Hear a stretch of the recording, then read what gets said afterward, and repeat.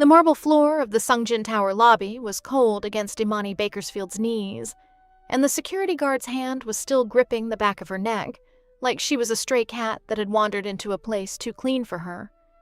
47 floors above, in a glass office that overlooked the entire Han River, a man she had spoken to exactly 3 times was about to find out. "Ma'am, you cannot be here." The guard's English was clipped, his grip tightening. "You are trespassing. We are calling the police." Imani's purse had spilled across the floor. Lipstick, a wallet with 11,001 inside, a folded letter 3 pages long that she had spent 4 nights writing and rewriting at the small desk in her studio apartment in Itaewon. The letter that explained everything, the letter that named names. The guard kicked it away from her hand. "Please," she whispered, her voice raw from the crying she had done in the taxi. "Please, just call upstairs." "Tell him it's the perfume girl. He'll know. Tell him she changed her perfume." The guard laughed. Behind him, 3 other men in black suits had formed a half circle around her, like she was something dangerous, something to be contained. One of them was already speaking into an earpiece, requesting permission to remove the situation. And then the elevator behind them chimed. A pair of polished oxblood shoes stepped onto the marble. The conversation in the lobby stopped breathing. The guard's hand fell away from Imani's neck so fast it was almost comic. She didn't look up. She knew the shoes. A voice she had heard in dreams said, very quietly, in a Korean she had only just begun to understand, "Whoever touched her, step forward." But to understand how Imani Bakersfield, 29 years old, a junior translator from Baltimore who came to Seoul to disappear, ended up on her knees in the lobby of the most dangerous man in South Korea, we need to go back. This is a story for every woman who has ever made herself smaller so a man could feel bigger. For every woman who poured herself into someone who only ever sipped. For every woman who thought love meant being convenient, being quiet, being the one who waited.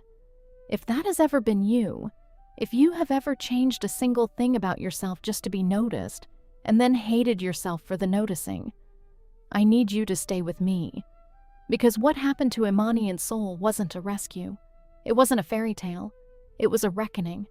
With a man whose name people refused to say out loud, with a country she didn't belong to, and with the woman she used to be, the one she had buried under 3 years of someone else's expectations.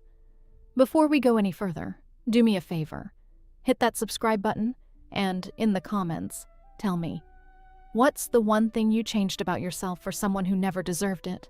I read every single one, now. Let me tell you about the day she changed her perfume. Imani Bakersfield arrived at Incheon International Airport on a Tuesday in March, with 2 suitcases, a contract for a job that paid less than her old one in Baltimore, and a heart that had been broken so politely she almost didn't notice the bleeding. His name had been Devon. He had loved her for 6 years, the way some men love a houseplant, remembering to water it just often enough to keep it alive, and forgetting it the rest of the time. She had paid his car note when he was between things. She had typed his graduate school applications. She had cooked oxtails for his mother every Sunday for 2 years, even after his mother told a cousin at Thanksgiving that Devon could do better, complexion-wise. Imani had heard. She had kept stirring the gravy. The night Devon told her he was marrying a woman named Jasmine from his MBA program, a woman he had been seeing for 11 months while Imani was paying his rent in Charles Village, Imani didn't scream. She didn't throw anything. She walked into the bathroom of the apartment she had furnished, looked at herself in the mirror, and saw a woman she didn't recognize, thinner than she used to be, dimmer. A woman who had spent her 20s being a soft place for a hard man to land. She quit her job at the federal contractor on a Monday. She accepted the translator position in Seoul on a Wednesday. She didn't tell Devon she was leaving. She let him come home to an empty apartment and an envelope with his name on it, and inside the envelope, a single receipt.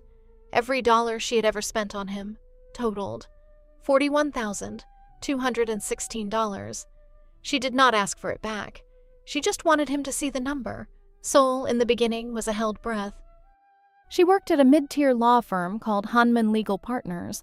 translating contracts from Korean to English for shipping companies and pharmaceutical mergers. Her boss, a woman named Mrs. G, was kind in a brisk, efficient way and never asked Imani why she had come so far from home. Imani's apartment was the size of a parking space. The shower drained into the bathroom floor. The vending machine on her corner sold rice triangles and a cold coffee she came to love. She learned to say thank you and I'm sorry and I don't understand. Please speak slowly. She kept her head down. She made no friends. She wore the same perfume she had worn for 6 years. A drugstore vanilla that Devon had once said reminded him of birthday cake. She had hated it for 2 years. She had kept wearing it because it was familiar, and familiar had been the only currency she trusted. For 11 months, she existed. She did not live. She woke at 6, walked 22 minutes to the office, ate dinner at a convenience store, and slept under a blanket too thin for the Seoul winter. She told her mother on the phone that everything was fine. The lie she believed, the one she had carried across an ocean, was that being unloved by Devon had been a verdict on her, that she had not been pretty enough, or pleasant enough, or pale enough, or quiet enough. That love was a thing you earned by erasing yourself piece by piece, until what remained was small enough to fit in someone else's pocket. She did not know she was being watched. She had no reason to think she was visible at all. But on the 4th floor of the building across the street from her firm, behind tinted glass that no one ever questioned, a man named Joo-won Seok had noticed her on the 2nd week. He noticed everything. It was his profession. He had not yet decided what to do about her.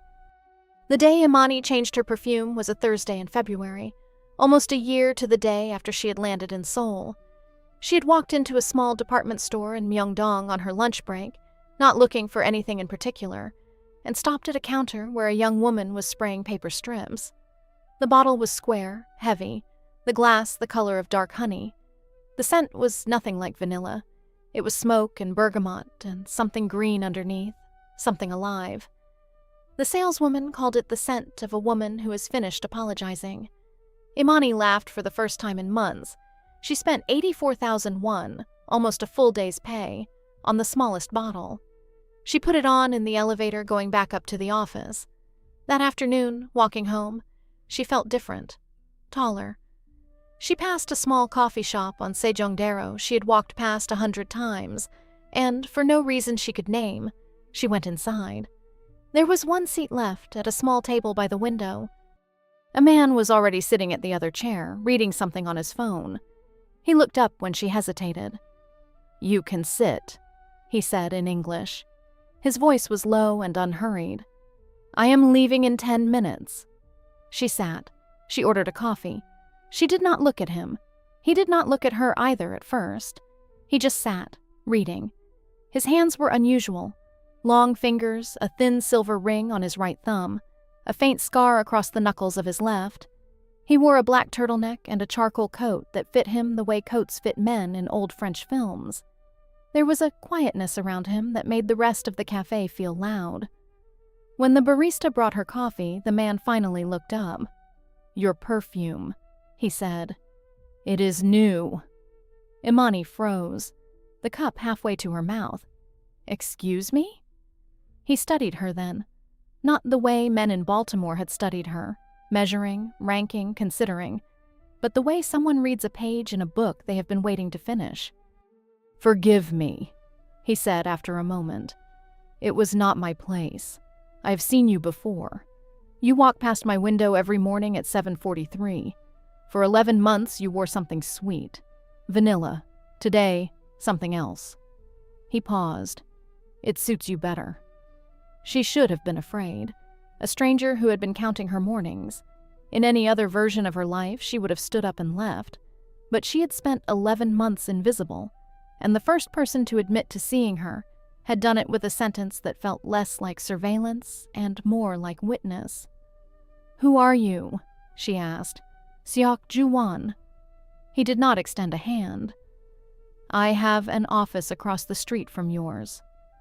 "What do you do, Mr. Seok?" He considered her question with the patience of someone who had answered it many times in many different ways. "I manage things," he said. "Investments, people, problems that other people don't want to solve. He smiled very faintly. And you are Imani Bakersfield. You translate contracts for Mrs. G. Your Korean is improving. Your shoes are too thin for this weather. She stared at him. Her name, her boss, her shoes. How do you... Because I asked, he said simply. 11 months ago, the week you arrived. I had to know who had moved into the building across from mine. He stood then, buttoned his coat, laid a card on the table, face down, beside her coffee. If you ever need anything in this city, Miss Bakersfield, call that number. I owe you nothing, and you owe me nothing, but the offer is real. He paused at the door. And your new perfume. Don't change it again. It is the first time I've seen you. He was gone before she turned the card over. There was no name on it, only a phone number, handwritten in black ink, and beneath it, 3 Korean characters she did not yet know how to read. She did not know it then, but those 3 characters were the name that no one in Seoul said out loud. She didn't call the number. Not that night, not that week, not for almost a month. She kept the card in the inside pocket of her wallet, behind her transit pass, and tried to forget the man with the silver ring on his thumb. She told herself he was a creep. She told herself he was lonely. She told herself a dozen comfortable lies, and underneath all of them was the harder truth. He had seen her before she had decided to be seen, and she did not know what to do with that. In the meantime, life at Hanman Legal Partners began to change in ways Imani could not explain. A promotion she hadn't applied for landed on her desk on a Monday. Senior translator with a raise of 1.8 million won a month. Mrs. G could not look her in the eye when she handed over the paperwork. A week later, a man in a gray suit she had never seen before came to the office, spoke briefly with the managing partner behind closed doors, and left without saying a word to anyone else. That afternoon, Imani was assigned to translate a confidential merger between a logistics firm called Daejin Holdings and a shipping company whose name had been redacted from every document. The contracts were strange. The numbers did not add up. Whole shell companies appeared as counterparties. Companies registered in Jeju, in Macau, in a small island off the coast of Busan, that Imani had to look up on a map. Money moved through these shells the way water moves through a hand. On the 8th day of the project, Imani stayed late. The office was empty. She was translating an addendum, and there, on page 41, she found a name she recognized, Seok Joo-won, listed as the controlling beneficiary of an entity called Sungjin Capital Partners, the entity that, through 6 layers of obfuscation, owned the shipping company at the heart of the merger. She stared at the name for a long time. Then she searched it. There was almost nothing online. A few Korean business articles, vague references to a holding company, an old photograph of him at a charity gala for orphaned children, where the caption identified him only as a private investor. But the 3rd page of the Korean language results contained an article from a small independent journal that had been taken down, preserved only in a cached version someone had screenshot. The article was about a man the writer called the most dangerous man in Seoul, a man who had built his empire on protection, port unions, construction sites, mid-tier conglomerates that paid quietly for the privilege of being left alone. A man who was, by every meaningful definition, the head of an organization the Korean police would not name in writing. His face was blurred in every photograph, but the silver ring on his right thumb was visible in 2 of them. Imani sat at her desk in the empty office at 9:40 at night and felt the floor go soft beneath her. The promotion, the raise. The confidential merger she had been handpicked to translate. He had not just noticed her, he had positioned her. For 11 months, while she had thought she was disappearing into Seoul, she had been quietly placed, promoted, salaried, observed, by a man whose attention was, by the city's own whispered admission, the most dangerous thing a woman could attract. And then, worse, page 43 of the same addendum, a clause she almost missed, a company called Bowman and Devereaux, a Baltimore-based federal contractor, her old employer, the one she had quit 11 months ago, listed as a subsidiary, 3 layers down, of the same Sungjin Capital that traced back to him. He had not just noticed her in Seoul. He had owned through 6 shells and a Delaware corporation, the company she had worked at in Baltimore. He had not found her in a coffee shop by accident. He had been finding her in some form for years. She walked home in the cold without feeling her feet. She did not eat. She did not sleep. At 3 in the morning, she sat on her studio floor with the card in her hand and a question burning in her chest. The question was not, who is he? The question was, what does he want? She didn't call him. She went to him. The next morning, she walked into the lobby of the building across from her firm, the Sungjin Tower, 47 floors of black glass, and asked the woman at the reception desk to tell Mr. Seok that the perfume girl was downstairs. The receptionist's face did not change. She picked up a phone, spoke 3 words, and hung up. 44th floor, she said. He is expecting you. Of course he was. His office was not what she had expected. No leather, no gold, no thick carpet. A wide desk of pale wood. A wall of books in 3 languages. A small window that opened somehow in a building that should not have had a window that opened. He was standing beside it when she walked in, looking down at the river. "Sit, please," he said without turning. "Coffee? Tea?" "You own Bowman and Devereaux." He turned then, studied her, nodded once. "Among other things, yes." "Why?" "I bought it 4 years ago. It was undervalued. The federal contracting space in Maryland was profitable." He moved to the desk, sat, gestured for her to do the same. "You worked there for 2 years before I owned it. I did not buy the company because of you, Miss Bakersfield. I learned about you because I bought the company." "You learned about me." Her voice was flat. "What does that mean?" "It means," he said, choosing his words with the care of a man diffusing something, "that an analyst on my acquisition team flagged a memo you had translated from a Korean partner firm.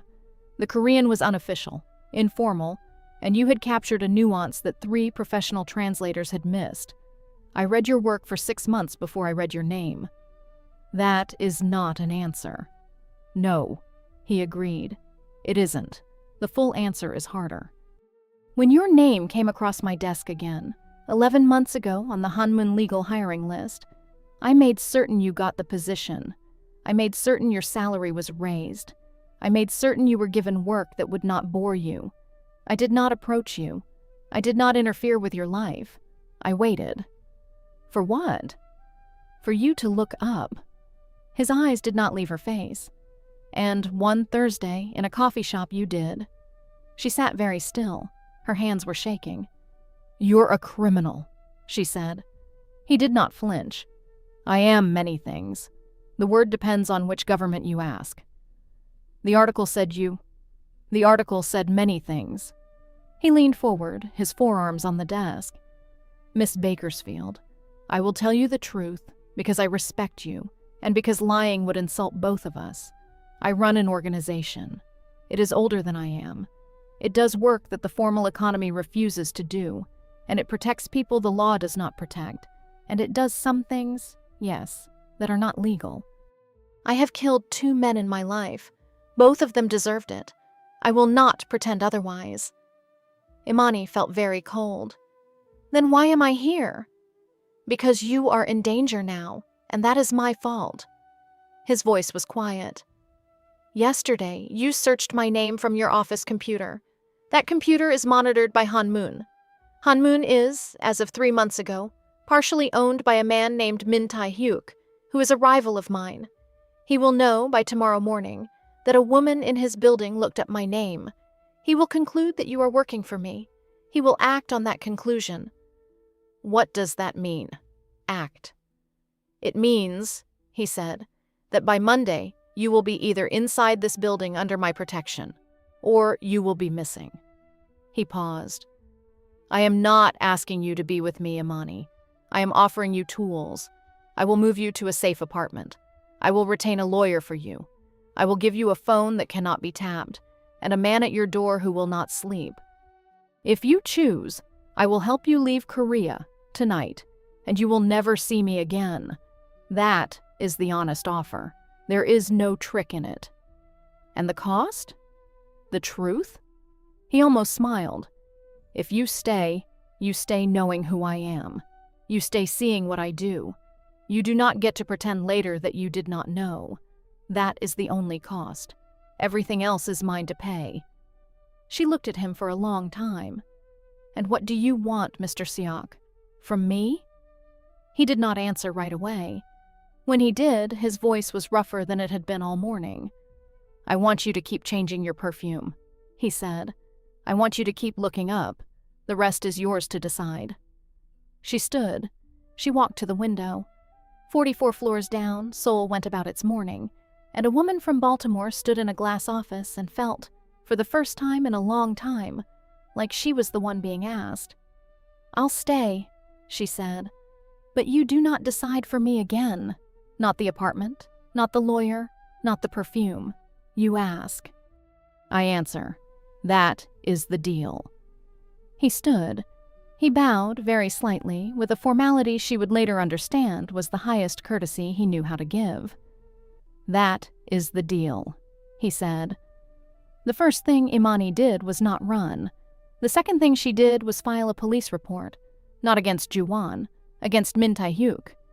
She had spent the night in a service apartment Joo-won had arranged in Hanam-dong, quiet, modern, 2 men in the lobby she pretended not to see, and at 6 in the morning she had walked into the Yongsan police station alone, with a folder of documents under her arm. The documents were copies of the merger contracts, the ones with the numbers that did not add up, the ones where Min Tae-hyuk's name appeared, through a chain of 3 shell companies, as a beneficiary of what was clearly money laundering through a port logistics firm. She did not implicate Joo-won. She had drawn a careful line, only what Min had done, only what she could prove from her own work. She was not protecting Joo-won. She was choosing the fight she could win. The desk officer tried to send her away. She asked for his supervisor. The supervisor tried to send her away. She asked for the prosecutor's office number, and when she was told to go through the proper channels, she sat down in the waiting room and said, in Korean she had practiced for 6 hours the night before, "I will sit here until someone reads this folder. I have all day." She had, in fact, all week. She had quit Hunman Legal Partners by email at 5 that morning. It took 3 hours. A prosecutor, a young woman named Han Soo-min, sharp-eyed, suspicious, finally came down to meet her. They sat in a small room. Imani slid the folder across. "You understand," Prosecutor Han said after 20 minutes of reading, "that the man you are accusing is dangerous. I understand. You understand that you are a foreign national. Your visa is tied to your employer, who you no longer have. I understand. You understand that if any of this is fabricated, you go to prison." Imani looked her in the eye. "None of it is fabricated. I translated every page of it myself." Prosecutor Han closed the folder. She looked at Imani for a long moment. "Why are you doing this?" Imani had thought all night about how to answer this question if it came. She had a speech prepared, full of words about justice and accountability and the right of a woman to walk through a city without being a chip in someone else's game. She did not use the speech. "Because I spent 6 years being quiet for a man in Baltimore," she said, "and 11 months being invisible in Seoul, and I just found out my whole life has been someone else's chessboard. I am tired, and I would rather be in prison for telling the truth than alive for telling another lie." Prosecutor Han did not smile, but she nodded once and stood. "Stay in the country. Do not leave your apartment without telling my office. We will be in touch in 72 hours. By that night, Min Tae-hyuk's lawyers had reached the apartment in Hanam-dong. They came with an envelope, 300 million won, in cash, in unmarked stacks. They said it was a gesture of apology for any misunderstanding. They said Imani could keep it and walk away. They said the alternative would be very unfortunate for a young woman alone in a foreign country. The 2 men in the lobby did not let them pass the elevator. Imani came down. She looked at the lawyer holding the envelope. She did not touch it. "Tell Mr. Min," she said in Korean clear enough that the lawyer's face changed, "that I am not for sale. Tell him I have already given everything I know to Prosecutor Han Soo-min. Tell him every additional thing he does from this point forward will be added to that file. Tell him I am not the woman he thought I was." The lawyer did not say anything. He turned and he left. Joo-won was not in the apartment. He had not been there once. He had sent no flowers, no notes, no gifts. He had honored the deal. "You do not decide for me again," with a precision that bordered on monastic. But when she went back upstairs, there was a single envelope on the kitchen counter. Inside was a handwritten note in his careful English. "I heard. I am proud of you. Jay." She stood in the kitchen at midnight and cried for the first time in 11 months, not because she was afraid, because someone, for the first time in her adult life, had used the word proud about her without asking for something in return.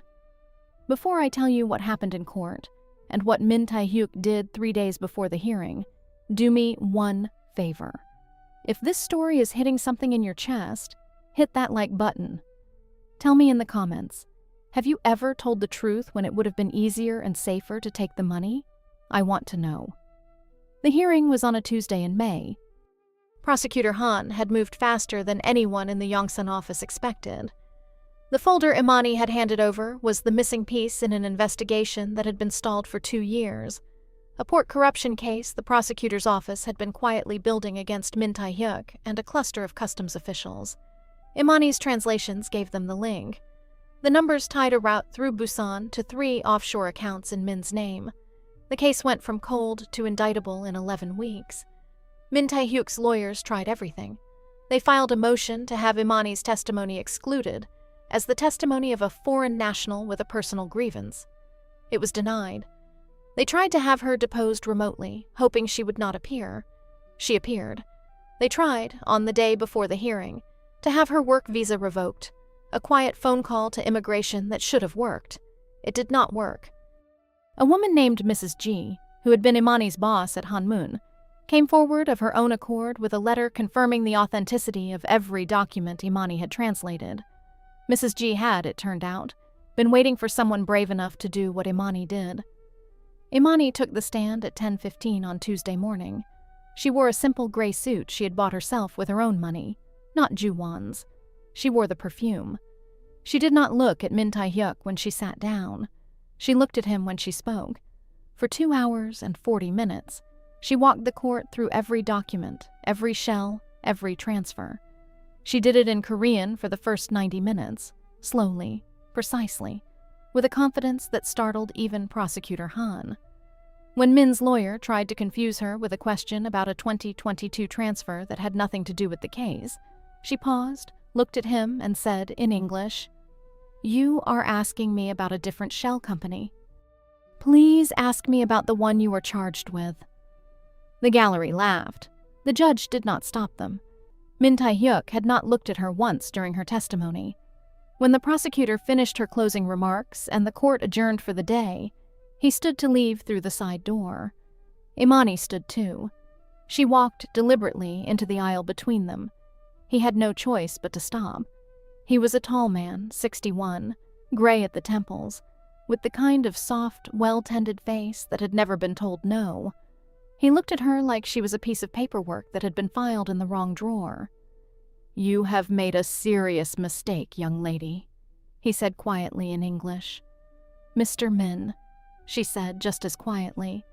"6 months ago, you sent men to my apartment with 300 million won and a threat. I want you to remember what I said then. I said, I am not the woman you thought I was." She held his eyes. "I am not the woman anyone thought I was, including me." He stared at her. His lawyer tugged his sleeve. She stepped aside and let him pass. He was convicted 4 months later, 12 years, with no possibility of parole for the first 8. The customs officials he had paid went down with him. 2 banks were fined a combined 43 billion won. The case became, briefly, the most watched financial trial in Korea that year. Imani's name was not in the headlines. Prosecutor Han had, at her request, kept it out. But everyone who needed to know, knew. She walked out of that courthouse on the day of the verdict, in late September, and Seoul smelled like rain and roasted chestnuts and the new perfume she had been wearing for almost a year. She had never been more alone in her life. She had never been more herself. He was waiting for her at the airport. She did not know how he had known. Devin, from Baltimore. In a cheap suite and the cologne she used to buy him for Christmas, standing in the arrivals hall at Incheon with a bouquet of grocery store roses, the way men do when they are trying to reset a meter that has been running against them. It was October. Imani had flown to New York for a translators conference, her first as a freelance consultant, a title she had given herself the week she left Hanmoon. She was coming back to Seoul on a Sunday morning. She had told no one in Baltimore she was traveling. Devin had found out from her cousin Rena, who he had been calling for months, pretending to be worried. "Mani," he said when she stopped in front of him. "Baby, please." She did not say anything. She just looked at him. He had gained weight. The fiancée, Jasmine, was gone, apparently. He had been laid off from the job his MBA was supposed to guarantee. His mother had moved in with him. He had, he said, been thinking about her every day for the past 2 years. "I made the biggest mistake of my life," he said. "I see that now. I see you now. I came all the way here, Mani. I borrowed money to come. That has to mean something." The old Imani would have softened. The old Imani would have, at minimum, let him buy her a coffee. The old Imani had been trained, by him and by every woman in her family before her, to read a man's regret as a debt she was obligated to forgive. "Devin," she said. Her voice was very gentle. That was the part that surprised her. There was no rage left. There was just a low, clean clarity, like a bell after it has stopped ringing. "Why are you here?" "To get you back." "To get me back to what?" He blinked. He had not prepared an answer for that. "To us," he said finally. "To home." She nodded slowly. "Devin, listen to me. There is no us. There is a girl you knew who paid your rent and cooked your mother's oxtails and let you tell her she was too dark for your family pictures. That girl is gone." "I did not leave her in Baltimore. I left her in a coffee shop in Seoul 8 months ago, when a man I didn't know told me I had been wearing the wrong perfume for 6 years and was right." She tilted her head. "You are not asking for me. You are asking for her. And I cannot give her to you because I killed her, on purpose." "Mani." "I am not your baby. I am not your fix. I am not the soft thing you reach for when your life gets hard." She took the roses from his hand, gently, and laid them on the empty chair next to him. "Go home, Devin. Call your mother. Apologize to Jasmine. Build the life you were going to build with someone else, and leave me out of it." She walked past him. He called her name twice. He called her name a third time, louder, and a security officer who had been watching from 12 feet away stepped forward, not toward Devin, not in a way that touched him, but in a way that made it clear the next word would be the wrong one. Imani did not look back. It was the easiest thing she had ever done. It was also the heaviest. She walked the entire length of the arrivals hall, feeling every single one of the 6 years she had spent shrinking, and feeling them, for the first time, as someone else's mistake instead of her own. When the automatic doors opened to the cold October air, she stepped out into Seoul and breathed. By the following spring, Imani Bakersfield had a business. She had launched it from the small apartment she had rented herself in Mangwon-dong, not Hanam-dong, not Joo-won's quiet building, but a third-floor walk-up above a bakery with morning light and a neighbor who taught her how to make kimchi. She had moved out of the safe apartment 3 months after the verdict. She had paid her own deposit. She had bought her own bed. The business was called Han River Translations. It had started with one client, Mrs. G, who had quit Hunman Legal Partners after the trial and opened her own firm, and grown by word of mouth into a roster of 14. Imani specialized in cross-border financial documents, the kind no one else wanted, because the language was difficult and the stakes were high, and a single mistranslated clause could cost a company $100 million. She charged accordingly. By her 31st birthday, she had cleared her first $250 million in revenue, working alone, from a desk by the window of her own apartment. She kept the lights low and the windows open. She made her own coffee. She put on her perfume every morning, not for a man, but because she liked who she was when she wore it. She paid off her mother's house in Baltimore in February. She wired the money in a single transfer and called her mother that night. "Mama," she said, "it's done." There was a long silence on the line. Her mother had worked 31 years as a nurse's assistant at Sinai Hospital. She had raised Imani and her brother alone. She had never, in her entire life, owned anything outright. "Baby," her mother said in a voice that was wet and steady at the same time. "What did you do over there?" "I stopped apologizing," Imani said. "That's all I did." She started taking on a single pro bono case every quarter. Translations for women in the foreign worker community in Ansan who needed help with employment disputes, custody cases, immigration paperwork. She did not advertise it. The women found her through one another. She found that she could not stop doing it. She had not become a different person. She had become the person she would have been if no one had ever asked her to be smaller. There was a difference. One night, in late March, she sat on her small balcony with a glass of soju and looked at the river, and realized she had not thought about Devon. Not once, not in passing, not in a dream. In 4 months. She also realized she had not, for that same 4 months, gone a single day without thinking, for at least a few minutes, about a man with a silver ring on his thumb. She had not seen Joo-won in almost a year. He had honored the deal. She picked up her phone. She did not call. She sent 2 words. "Coffee Thursday?" He answered in 12 minutes. "Yes." They met in the same coffee shop on Sejongdero, at the same table by the window. He looked older, not in a worn way, in a way that suggested he had been thinking. He stood when she walked in, and he did not embrace her, and she did not embrace him, and that too was correct. They sat across from each other like 2 people who had earned the right to a conversation. "You changed your perfume," he said. She laughed. "I did not." "I know," he said. "I was joking." They sat for a long time without speaking. The barista brought coffees neither of them had ordered. "I have made changes," he said finally, "since the trial. I do not know if they will interest you. I will tell you anyway, because you should know, and then you should decide whatever you decide." She waited. "I have moved most of the legitimate operations into a separate holding.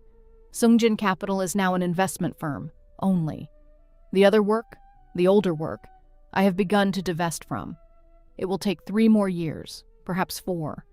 I will not pretend to you that it will be clean, or that I am a clean man, but it will be different. I started this the week of your hearing, not because of you, because watching you stand in that courtroom made me ashamed of what I was teaching the men who watched me." Imani turned her coffee cup in her hands. "Why are you telling me this?" "Because you asked me to coffee," he said, "and you deserve to know what you are having coffee with." She looked at him.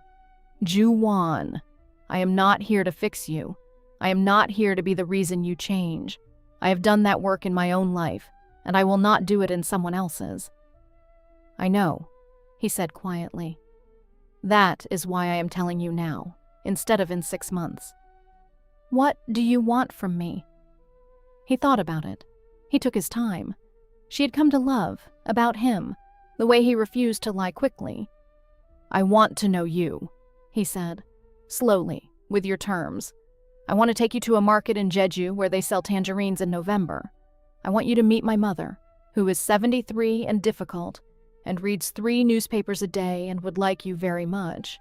I want, eventually, in a year, in 2, to ask you if you would consider building something with me. Not because you need me, because you choose me." He paused. "And if the answer is no, at any point, I want to be the kind of man who hears it the first time." She did not say yes. She did not say no. She reached across the table and put her hand on his hand, the one with the silver ring on the thumb and the faint scar across the knuckles, and she held it for a long moment and she said, "Then let's start with the tangerines." He smiled. For the first time since she had known him, he smiled with his whole face. It was not a fairy tale. It was a beginning. Those are different things. This was never a story about a Korean Mafia boss who saved a Black American woman from herself. This was a story about a woman from Baltimore who had been making herself small for so long, she did not remember she had ever been large. and who, on a Thursday in February, in a coffee shop on the other side of the world, finally looked up. The perfume was not the point. The man was not the point. The verdict was not the point. The point was that the day Imani Bakersfield stopped apologizing for taking up space was the day every other thing in her life became possible. The job, the business, the boundary with Devon, the partnership with Joo-won on her own terms. None of it could have happened until she did the one thing first. She did not get rescued. She did not get a fairy tale. She got something better. She got herself back.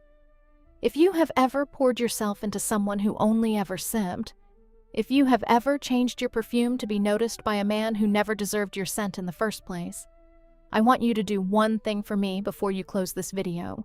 Hit subscribe if you haven't. Share this with the friend you're thinking of right now. And in the comments, tell me what perfume you are going to change. I mean it literally, and I mean it the other way too. I read every single one. And remember, the day you stop apologizing is the day the rest of your life starts. Not before, not when he comes back, not when they finally see you. The day you decide to be seen, that day